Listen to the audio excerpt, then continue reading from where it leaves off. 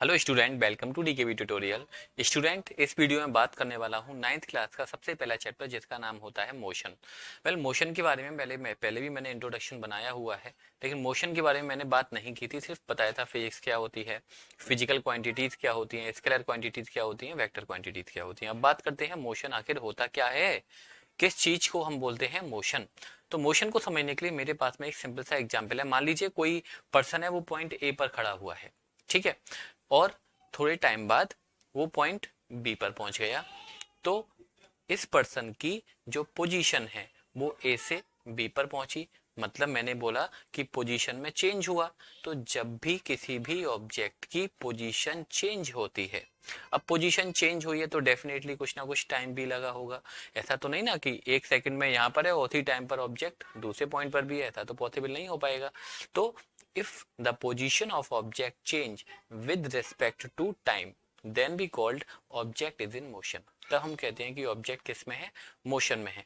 Time के अलावा हम रेफरेंस पॉइंट के अकॉर्डिंग भी बात कर सकते हैं।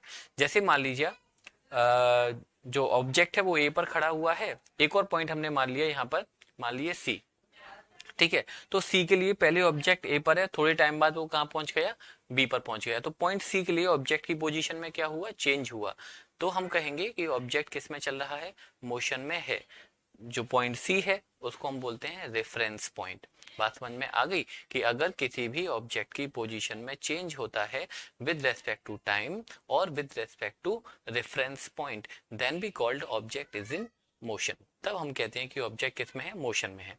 सिमिलरली अगर ऑब्जेक्ट की पोजीशन चेंज नहीं हो रही है, ऑब्जेक्ट की पोजीशन में कोई चेंज नहीं हो रहा है विद रेस्पेक्ट टू टाइम और with respect to any other point, then we called object is in rest. तब ऑब्जेक्ट किस में बोला जाएगा कि ऑब्जेक्ट रेस्ट में होता है। तो कोई भी ऑब्जेक्ट की दो स्टेट हो सकती हैं, या तो वो मोशन में होगा या फिर वो रेस्ट में होगा, राइट।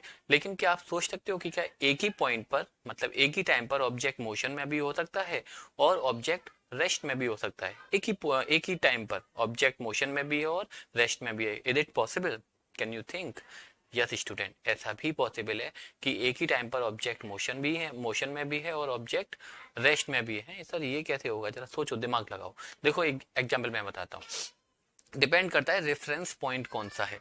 जैसे आप एक बस में चल रहे हो, सुबह सुबह मॉर्निंग का टाइम है, आप अपने स्कूल जा रहे हो, राइट। तो अपने बस में और भी स्टूडेंट होते हैं, तो और स्टूडेंट के लिए आप मोशन में हो या रेस्ट में हो, बताइए, सोचिए। जैसे मैं भी हूँ, आप भी हो, आप सब लोग बस में चल रहे हो, तो मैं आप लोगों के लिए मोशन में होऊंगा या रेस्ट में होऊंगा? तो मैं आप लोगों के लिए रेस्ट में होऊंगा, क्योंकि मेरी पोजीशन में कोई चेंज नहीं हो रहा होगा।